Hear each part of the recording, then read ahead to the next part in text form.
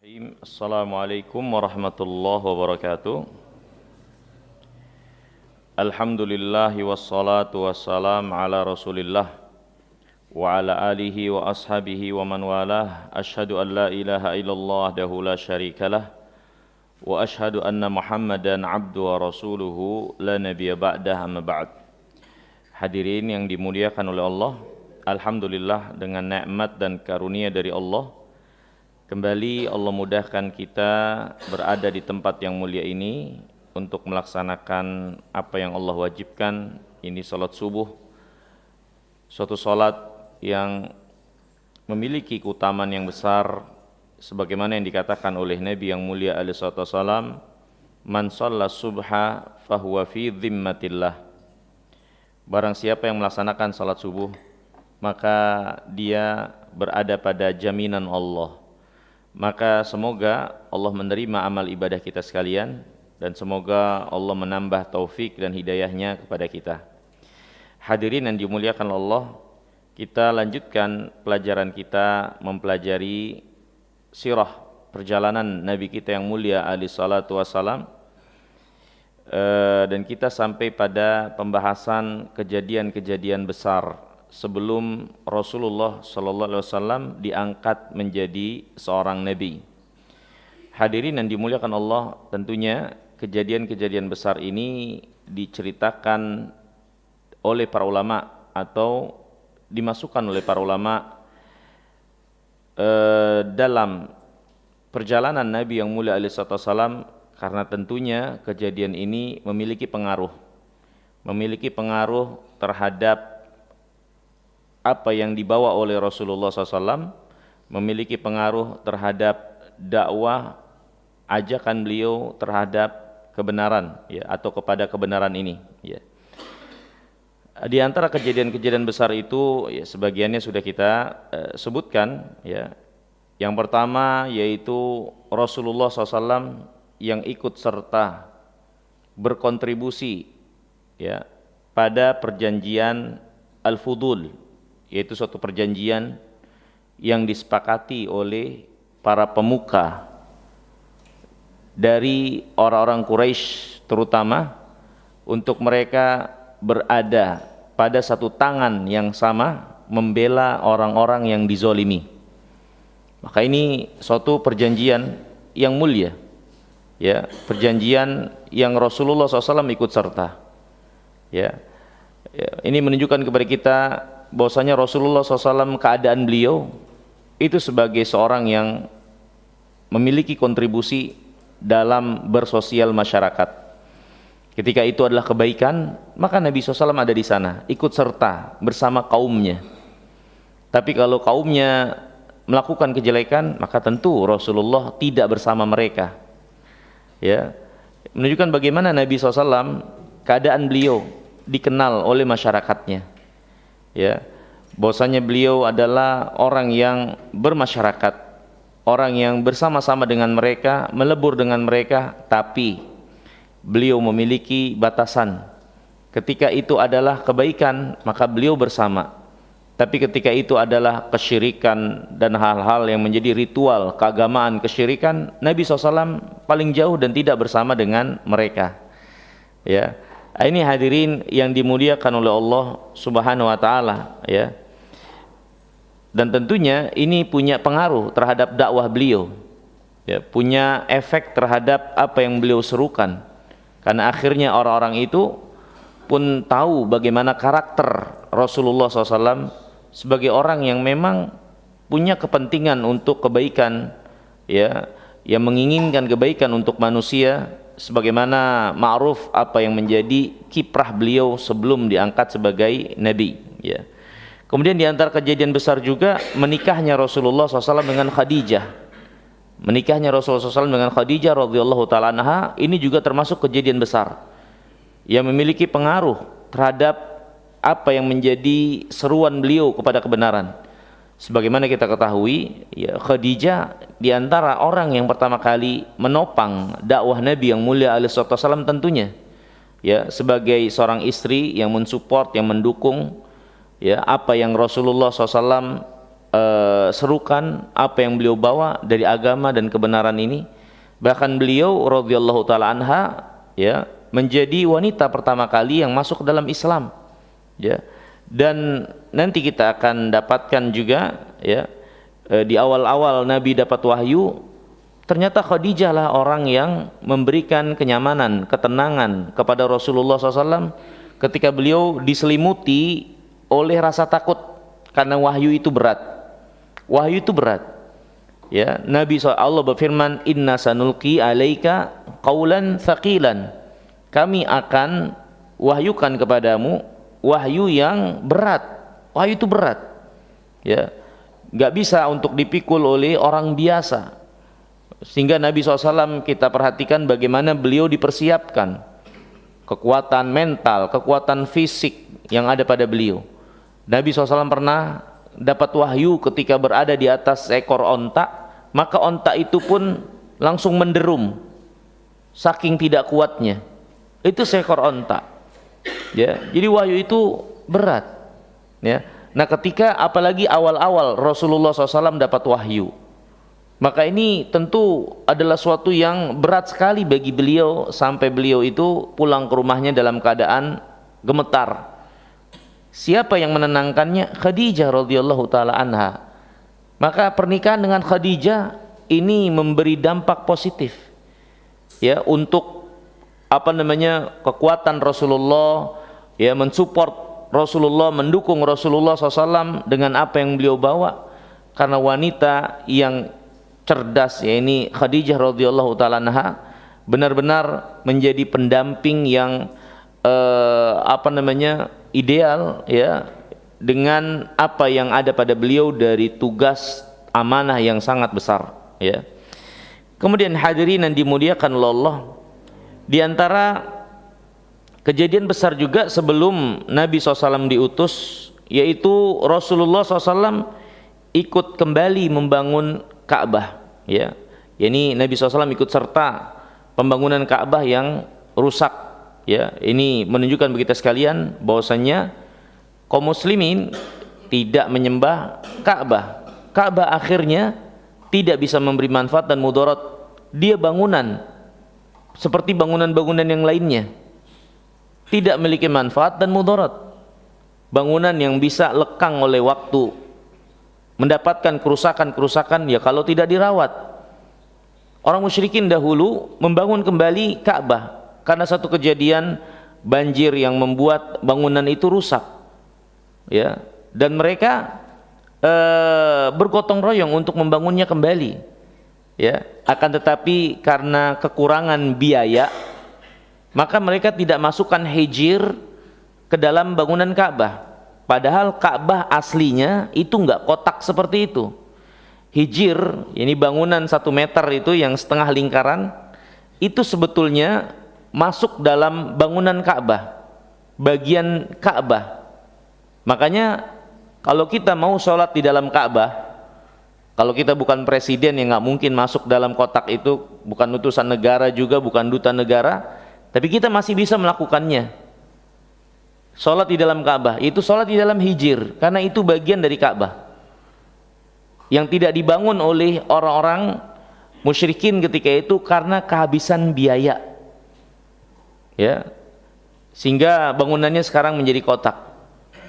Dan Nabi SAW ketika menaklukkan kota Mekah pernah menjelaskan, kalau bukan karena banyak orang yang baru masuk Islam, saya akan bangun Ka'bah itu sesuai dengan bentuk waktu dibangun oleh Ibrahim, dan saya akan turunkan pintunya itu rata datar dengan tanah. Kan Ka'bah sekarang pintunya itu multazam 1 meter di atas tanah ya. Itu adalah inisiatif orang-orang musyrikin. Dengan mereka tinggikan lantai Ka'bah, mereka bisa sesuka hati memperkenankan siapa yang boleh masuk, siapa yang nggak boleh masuk ya. Kata Nabi, kalau bukan karena banyak orang baru masuk Islam, ini ketika penaklukan kota Mekah ya, kalau bukan karena banyak orang baru masuk Islam, saya akan memugar Ka'bah seperti dahulu awal pertama kali Ibrahim membangunnya. Hijr masuk dalam Ka'bah, lantainya juga rata tanah. Tapi Nabi SAW mengurungkan diri untuk melakukan hal tersebut karena khawatir orang-orang yang baru masuk Islam ini menuduh, menyangka Muhammad alaihissalam merubah agama Ibrahim. Muhammad berubah agama Ibrahim karena Ibrahim adalah nabi yang risalahnya, kenabiannya itu dikenal oleh kalangan bangsa Arab, orang musyrikin ketika itu, ya. Dan mereka menjunjung tinggi ajaran Ibrahim walaupun mereka akhirnya tidak mengikuti dengan baik ajaran Nabi Ibrahim, ya. Ini hadirin yang dimuliakan Allah, di antara kejadian besar juga, ya, keikutsertaan Nabi SAW membangun Ka'bah ketika Ka'bah itu mengalami kerusakan, ya. Ini kembali menunjukkan kepada kita sekalian bagaimana kiprah Rasulullah SAW di masyarakatnya. Beliau adalah orang yang dikenal kebaikannya, bersama-sama mereka di dalam kebaikan. Tapi kalau itu keburukan, maka Nabi SAW paling jauh dari keburukan dan tidak ikut serta, tidak mendukung, tidak berkontribusi untuk keburukan, kejelekan, apalagi itu adalah kesyirikan, ya. Tapi Rasulullah SAW tidak meninggalkan masyarakatnya pada apa-apa yang positif dan baik. Ini contoh teladan dari Nabi SAW buat kita sekalian, wabil khusus orang-orang yang ingin, ya, mengajak masyarakatnya kepada kebaikan. Maka tunjukkan dulu jati diri sebagai orang yang menginginkan kebaikan buat masyarakat. Tunjukkan dulu kontribusi, ya, bersosial masyarakat dengan baik, memiliki akhlak dan perilaku perangai sepak terjang yang baik, sehingga itu memudahkan atau menjadi pintu akhirnya masyarakat bisa menerima dan memahami ajakan untuk kebaikan. Ini hadirin yang dimuliakan oleh Allah Subhanahu wa taala. Kemudian, ya, selanjutnya dijelaskan di sini juga oleh para ulama, ya, tentang diangkatnya Rasulullah SAW sebagai nabi, ya. Itu sudah terdapat bukti-bukti yang jelas. Terdapat bukti-bukti yang jelas, ya, akan kebenaran kenabian Muhammad alaihissalatu wassalam, ya. Di mana bukti-bukti ini dikenal, diketahui dengan jelas oleh para nabi dan rasul, isi kitab terdahulu, dan para ulama ahlul kitab yang benar-benar membaca, mempelajari dan menguasai kitab mereka, ya. Jadi Muhammad sebagai seorang nabi adalah sesuatu yang seharusnya tidak dianggap asing atau sesuatu yang tidak dianggap, belum dikenal dan belum diketahui sama sekali. Karena bukti-bukti kebenaran beliau sebagai seorang nabi itu sudah Allah Subhanahu wa taala jelaskan melalui para nabi dan rasul, kitab-kitab yang ada sebelum Al-Qur'an, dan para ulama ahlul kitab yang menguasai kitab mereka. Sejatinya mereka juga menyaksikan akan kebenaran Nabi kita Muhammad alaihissalatu wassalam, ya. Yang ini memberikan pelajaran buat kita sekalian. Kita benar-benar begitu bangga dan yakin Muhammad alaihissalatu wassalam dan apa yang ada pada beliau bukan karangan atau rekayasa beliau. Beliau itu penyambung apa yang menjadi seruan seluruh para nabi dan rasul yang saling bersaudara dan memiliki ajakan yang sama, berada pada ajakan dan agama yang sama. Beliau penyambung dan penerusnya sekaligus sebagai penutup seluruh para nabi dan rasul. Jadi beliau alaihissalam bukan mengarang tentang apa yang beliau ajak, apa yang beliau seru, apa yang beliau ajarkan ini. Beliau sama seperti nabi dan rasul sebelum beliau yang dapat wahyu dari Allah dan amanah untuk menyampaikan kepada umatnya. Sehingga bagaimana mungkin orang-orang yang beriman kepada rasul-rasul itu nggak mau beriman kepada Muhammad. Apa bedanya Muhammad dengan rasul-rasul yang lain? Muhammad berada pada agama yang sama, ajaran yang sama. Ya, kenapa mereka menolak dan mengingkari kenabian Muhammad alaihissalam dan syariat yang beliau bawa? Padahal mereka beriman kepada Isa, padahal mereka beriman kepada Musa, padahal mereka beriman kepada Ibrahim atau pada nabi dan rasul yang lainnya. Apa penghalang mereka untuk beriman Muhammad sebagai nabi dan rasul? Sedangkan para nabi dan rasul yang mereka imani telah mengabarkan kemunculan Muhammad. Sedangkan kitab-kitab yang Allah anugerahkan kepada rasul itu telah menjelaskan tentang kemunculan Muhammad alaihissalatu wassalam.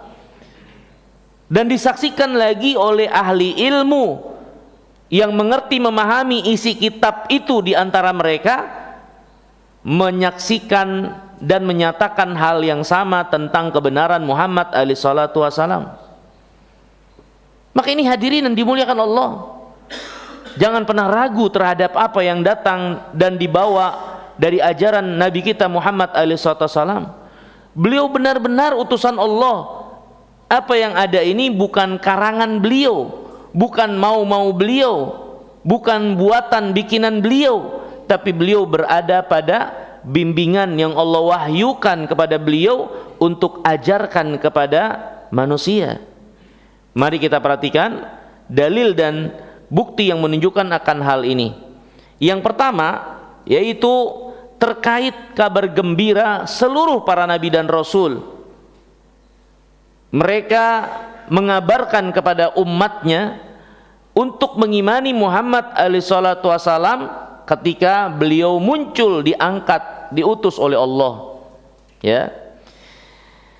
Yang pertama dalam surah Shaf ayat 6, Allah berfirman tentang Nabi Isa yang tegas menjelaskan kepada umatnya, nanti kalau Muhammad diutus maka beriman kepada beliau. Ya, Allah berfirman, wa idh qala Isa bin Maryam ya bani Israil inni rasulullah ilaikum musaddiqan lima baina yadayya minat Taurah wa mubasysyiran bi rasulin ya'ti min ba'di ismuhu Ahmad.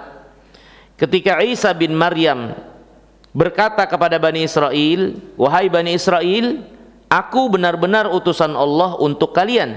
Aku membenarkan apa yang ada pada kalian sebelum aku diutus, yaitu Taurat. Dan aku memberi kabar gembira akan kedatangan seorang nabi setelahku nanti yang bernama Ahmad atau Muhammad. Jadi Nabi Isa sudah memberitahukan kepada Bani Israel akan kedatangan Nabi kita Muhammad alaihissalatu wassalam. Nabi Ibrahim alaihissalatu wassalam sendiri ya berdoa kepada Allah agar Allah mengangkat seorang nabi dari penduduk kota Mekkah, dan itu adalah Nabi kita Muhammad alaihissalatu wassalam. Rabbana wab'ats fihim rasulan minhum yatlu alaihim ayatika wa yu'allimuhumul kitaba wal hikmata wa yuzakkihim. Ya Allah, utuslah seorang rasul dari penduduk kota Mekah ini yang akan membacakan ayat-ayatmu serta mengajarkan kitab dan hikmah serta mensucikan mereka. Jadi Nabi Ibrahim atau Nabi kita Muhammad alaihissalam adalah doanya Nabi Ibrahim yang Allah ijabah. Bahkan secara umum ya, Allah Subhanahu wa taala berfirman dalam surah Al-Imran ayat 81 sebagai dalil para nabi dan rasul Allah ikat perjanjian kalau nanti muncul Muhammad, Allah angkat, mereka harus beriman kepada Muhammad, menolong beliau dan berada pada barisan beliau memperjuangkan agama ini. Allah berfirman, wa idh akhadallahu mitsaqan nabiyyin lama ataitukum min kitabin wa hikmatin thumma ja'akum rasulun musaddiqun lima ma'akum latu'minunna bihi wa latansurunnah qala aqrartum wa akhadtum ala dhalikum isri qalu aqrarna qala fashhadu wa ana ma'akum minasyahidin. Ingatlah ketika Allah mengikat perjanjian kepada para nabi bahwasanya ketika aku nanti memberikan kepada kalian kitab dan hikmah. Kemudian setelah itu datang seorang Rasul yang akan membenarkan apa yang ada pada kalian. Kami ikat perjanjian kalau kalian ini para nabi harus beriman kepada Rasul tersebut, menolong, membela dan berada pada barisan Rasul yang aku utus nanti. Kemudian Allah berfirman, apakah kalian menyatakan isi perjanjian yang aku ikatkan dengan kalian ini? Maka para nabi berkata, kami menyatakan perjanjian ini dan kami menjadi saksi akan perjanjian ini. Ya, hadirin yang dimuliakan Allah, berkata Ibnu Abbas radhiyallahu taala anhuma, ya, salah seorang sahabat Nabi SAW, kata Ibnu Abbas, tidaklah Allah mengutus seorang nabi kecuali Allah telah ikat perjanjian kalau nanti Muhammad SAW diutus, mereka sedang dalam keadaan hidup, maka mereka harus beriman kepada Muhammad, mengikuti ajaran Muhammad, membela Muhammad SAW. Ini kata Ibnu Abbas, kalau ada nabi yang masih hidup ketika Nabi Muhammad SAW diutus, mereka nggak boleh menyelisihi beliau. Mereka harus ikut Muhammad dan membela serta memperjuangkan di belakang Muhammad agama Islam ini. Rasulullah SAW pernah melihat Umar, ya, nenteng-nenteng Taurat. Kemudian Nabi tanya, amutahawwiquna anta ibnal Khattab, wahai Umar, engkau ragu terhadap apa yang aku ajarkan sehingga engkau perlu untuk baca-baca Taurat seperti itu? Apa tidak cukup apa yang aku bawa dan Al-Quran ini? Padahal Taurat itu kan tentu sudah dirubah-rubah oleh tangan-tangan mereka. Engkau ragu wahai Umar? Kemudian Nabi SAW bersabda, wallahi law kana fikum Musa ma wasi'ahu illa tibai.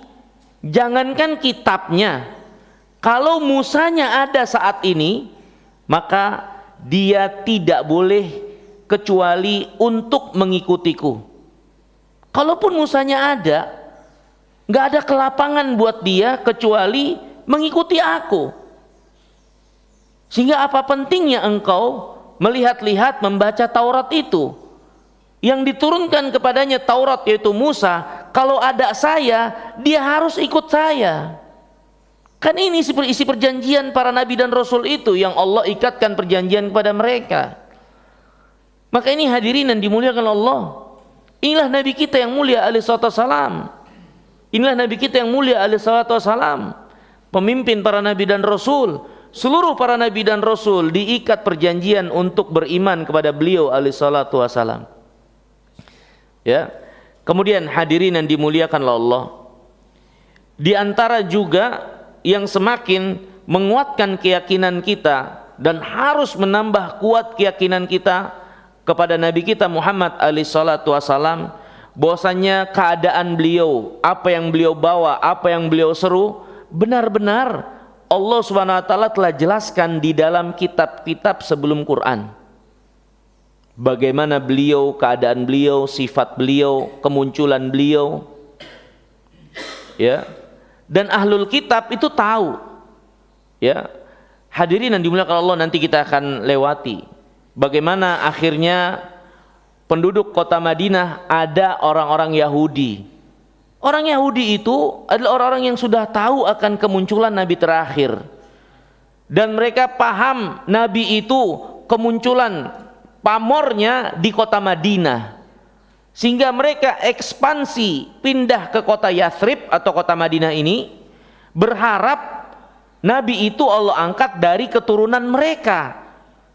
Mereka beranak pinak di sana, berharap Nabi itu dari keturunan mereka. Keturunan Ibrahim dari arah Ishak. Qadarullah, Nabi itu keturunan Ibrahim dari arah Ismail. Ya, yang apa namanya? Berketurunan di kota Mekah. Ya, kemunculan awalnya di Mekah, tapi pamor dan kemuliaan apa yang beliau bawa dan diserukan tentu pas beliau ada di kota Madinah. Jadi orang Yahudi, kenapa mereka ekspansi ke kota Madinah? Karena tahu ada Nabi yang akan muncul di sana. Dan kita sudah melewati kisah ahlul kitab, ya, yang ditemui oleh Nabi dengan pamannya di tengah jalan menuju Syam, ya, bahwasanya ahlul kitab, orang-orang Romawi itu sudah mendengar desas-desus akan kemunculan seorang nabi. Dia bakal lewat dari jalan ini dan ini. Dan pendeta ini melihat Rasulullah dan tanda-tanda kenabian yang ada padanya, maka Nabi SAW disuruh pulang. Pamannya diminta untuk membawa pulang Rasulullah SAW. Karena orang-orang Romawi itu sedang mencari-cari beliau. Kalau beliau sampai didapatkan, pasti dibunuh. Karena mereka nggak rela Nabi itu bukan dari bagian mereka. Ya. Jadi ahlul kitab itu sudah tahu, isi kitab itu sudah ada keterangan tentang Rasulullah SAW. Mari kita perhatikan persaksian Al-Quran. Bagaimana sifat Nabi SAW sudah dijelaskan di dalam kitab-kitab sebelum Quran.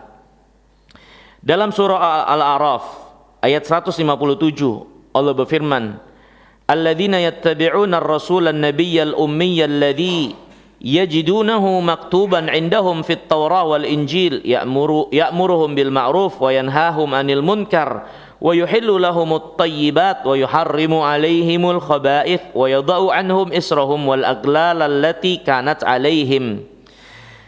Orang-orang yang mengikuti Rasul Nabi yang ummi, yang tidak baca dan menulis ini, yang mereka dapatkan keterangannya tercatat di kitab yang ada pada mereka, yaitu Taurat dan Injil. Yang sifat Nabi ini jelas diterangkan adalah Nabi yang memerintahkan kepada kebaikan, melarang dari kemungkaran, menghalalkan apa-apa yang baik, mengharamkan apa-apa yang buruk.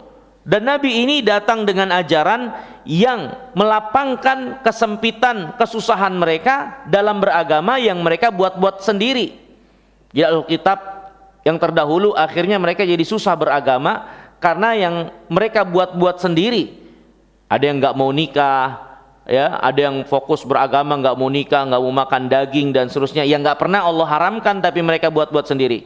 Nah, Nabi SAW datang untuk melepas belenggu-belenggu apa yang memberatkan mereka itu dengan ajaran yang penuh dengan kelapangan dan keluasan. Itu kata Allah tercatat di Taurat dan Injil. Tercatat di Taurat dan Injil kata Allah. Makanya dalam ayat yang lain Allah Subhanahu wa taala berfirman, ya, ya'rifunahu kama ya'rifuna abna'ahum. Mereka itu ahlul kitab sesungguhnya kenal Muhammad alaihissalam seperti mereka kenal anak mereka sendiri. Seorang orang tua kenal anaknya itu tahu tanda-tandanya. Ya, di mana tai lalatnya ada berapa, karena dia yang mandiin setiap harinya. Ya, maka Allah menjelaskan ahlul kitab mengenal Rasulullah dan tanda-tandanya seperti orang tua mengenal anak mereka sendiri. Jadi kalau mereka nggak beriman kepada Muhammad alaihissalam, mereka nggak punya alasan nanti menghadap Allah dengan apa yang mereka ketahui dari ilmu itu. Kenapa nggak beriman? Ya, nah hadirin yang dirahmati dan dimuliakan oleh Allah Subhanahu Wa Taala. Dalam hadis Nabi yang mulia sallallahu alaihi wasallam, ya, yang diriwayatkan oleh atau yang disahihkan oleh para ulama, ya, dalam kitab Sahih Sirah Nabawiyah, Rasulullah pernah menjenguk, ya, seorang anak Yahudi yang sedang sakit. Ya. Kemudian di sebelahnya itu ada bapaknya yang sedang membaca atau membawa Taurat. Kemudian Nabi mengatakan kepada si bapak ini yang sedang menemani anaknya sakit, ini orang Yahudi, aku meminta kepadamu dengan nama Allah, ya, apakah engkau dapatkan keterangan tentang aku tercatat di dalam kitab Tauratmu itu? Bagaimana sifatku dan bagaimana aku diutus oleh Allah? Tercatat nggak di Taurat itu? Ya, maka si bapak ini mengatakan enggak ada. Ya, akan tetapi anaknya yang sedang sakit ketika itu langsung menyanggah dan mengatakan, "Ay walladzi anzalat Taurah." Tidak, demi Allah yang menurunkan Taurat, kami ini orang Yahudi benar-benar mendapatkan keterangan tentang kamu, tentang engkau ya Rasulullah, sifat-sifatmu, bagaimana engkau diutus. dan sesungguhnya aku bersaksi engkau adalah utusan Allah. Aku bersaksi la ilaha illallah dan aku bersaksi Muhammad adalah utusan Allah. Maka enggak selang berapa lama si anak ini wafat. Kemudian Nabi SAW berkata kepada para sahabat, Aqimul Yahudi an akhikum. Ya, jauhkan si bapak ini, orang Yahudi ini dari saudara kalian, dari anaknya yang sudah menjadi Islam. Ya, yang menjadi pelajaran buat kita sekalian, lihat si anak ini menjadi saksi dan dia sebelum Islamnya itu Yahudi. Dia menyanggah bapaknya yang mengatakan Nabi nggak ada keterangannya di Taurat. Dia mengatakan ada, dan di akhir hayatnya dia mengucapkan 2 kalimat syahadat, dan Nabi SAW setelah kematiannya memerintahkan para sahabat untuk mengurusnya dengan kepengurusan Islam. Ini hadirin yang dimuliakan Allah. Ya, Nabi kita yang mulia SAW tercatat di Taurat, tercatat di Injil. Andai saja mereka mau mengakuinya, ya, dengan penuh tanggung jawab. Ya. Kemudian hadirin yang dirahmati dan dimuliakan oleh Allah, Nabi yang mulia SAW pun keadaannya telah diketahui oleh ulama ahlul kitab yang paham mengerti tentang kitab mereka, yang membaca kitab mereka, memahami, mengerti dan menguasainya. Ya, pernah pada zaman Nabi SAW, ya, Rasulullah SAW itu dalam hadis yang yang disahihkan oleh para ulama, ya, dalam kitab Sahih Sirah Nabawiyah, ya,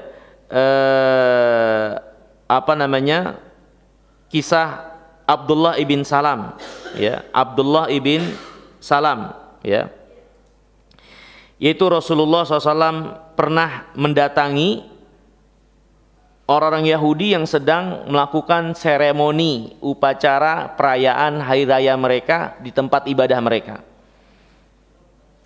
Ya, jadi pada zaman Nabi SAW mereka punya tempat ibadah dan Nabi nggak ganggu.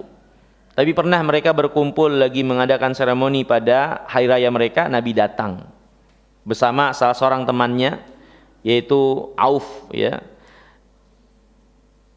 Nabi SAW mendatangi mereka dan Nabi SAW mengatakan, kalau ada 12 orang dari kalian yang beriman saat ini, maka aku jamin Allah akan angkat kemurkaan kepada orang Yahudi yang ada di permukaan bumi.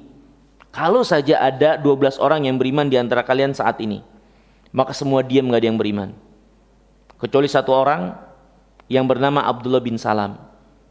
Abdullah bin Salam memiliki kecerdikan. Sebelum dia menyatakan keimanannya dengan jelas, dia berkata kepada kaumnya, wahai kaumku, apa pendapat kalian tentang diriku? Maka orang-orang Yahudi ketika itu di hadapan Nabi SAW mengatakan, engkau Abdullah bin Salam adalah orang alim di antara kami, bapakmu orang alim di antara kami, kakekmu orang alim di antara kami. Ini engkau adalah pemuka yang paling mengerti tentang kitab dari kami semua. Begitu juga bapakmu, begitu juga dengan kakekmu. Kemudian Abdullah bin Salam menyatakan terang-terangan ketika itu bahwasanya dia beriman kepada Muhammad alaihissalam. Kemudian setelah itu dia tanya lagi kepada Yahud, sekarang bagaimana pendapat kalian tentang aku? Maka orang Yahudi langsung merubah pendapatnya 180 derajat dengan mengatakan, engkau orang yang paling buruk di antara kami, begitu juga dengan bapakmu, begitu juga dengan kakekmu. Maka Nabi SAW mengatakan, sungguh tidak diterima persaksian kalian. Baru saja kalian memuji-muji dia, gara-gara dia masuk Islam, kemudian kalian langsung menjatuhkan dan menilai dia berbeda 180 derajat. Bagaimana mungkin ini bisa terjadi?